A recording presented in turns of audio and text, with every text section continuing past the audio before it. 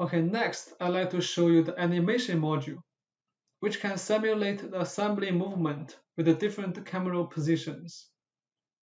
To be specific, you can use keyframe, motor, parameters, and the camera position properly to get an intuitive and vivid animation in shortest time. Okay, now let's move over to ZW3D to show you more details about animation.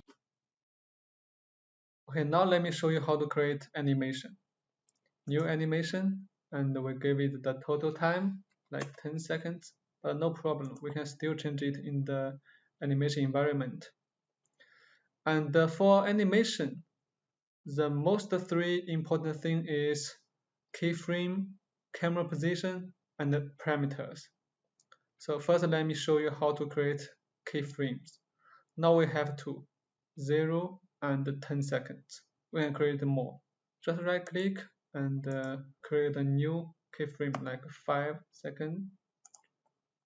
Okay, and then we can active 0 second.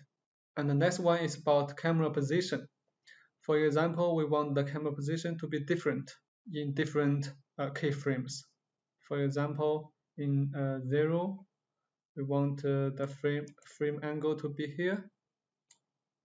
Okay, so we can move the model here and then right click in here and define the camera position and select the current view and OK.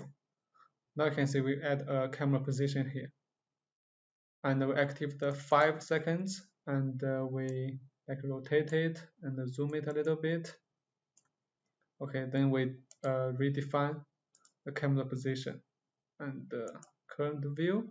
Okay, and then 10 seconds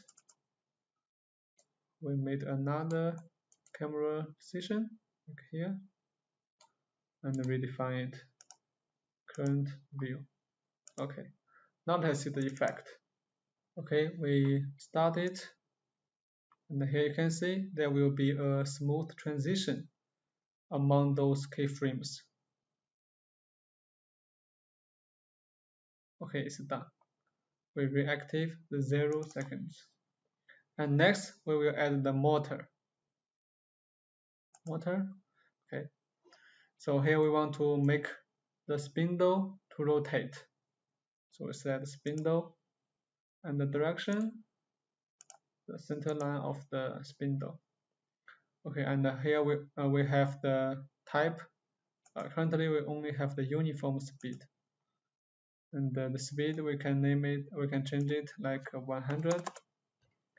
And here we can change the start and end frames.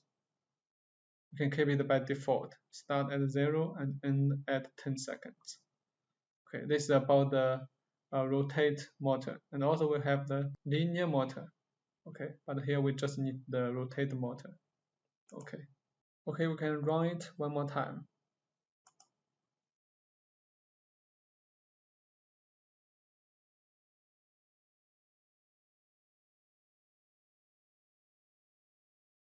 Okay, it's done. And actually, besides the motor, we can add more parameters. For example, we can add the value of the constraints. For example, the distance or angle to drive the model to move.